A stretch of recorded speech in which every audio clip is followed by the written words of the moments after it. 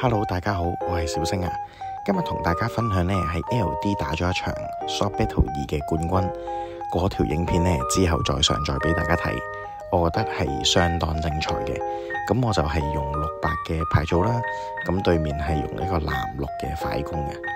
咁就入場嘅5包啦，咁啊其中一包俾我睇咗呢係中咗呢一個中個咩呢我都唔記得咗，中咗張 LR 根揼，抽入回血嘅根揼。好，另外呢4包係咩嚟嘅呢？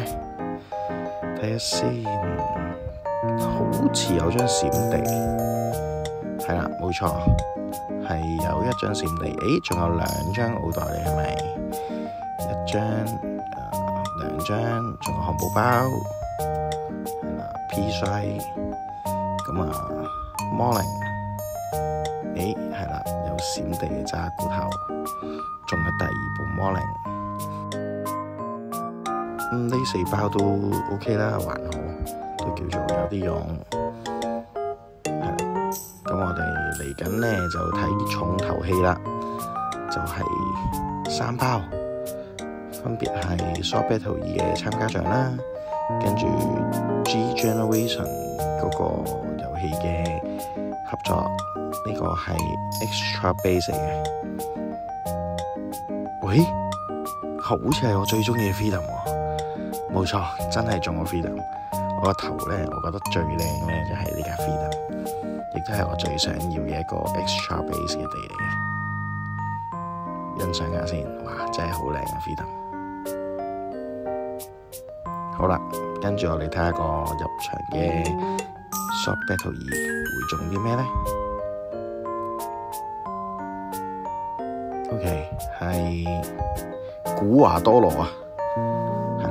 古華多羅，咁啊，古華多羅其實都有用嘅，要諗下點玩。可以，我就好想試下砌一副有8個馬莎嘅 deck 嘅。好啦，最後最期待嘅就係個黑包啦，究竟會中到啲咩呢？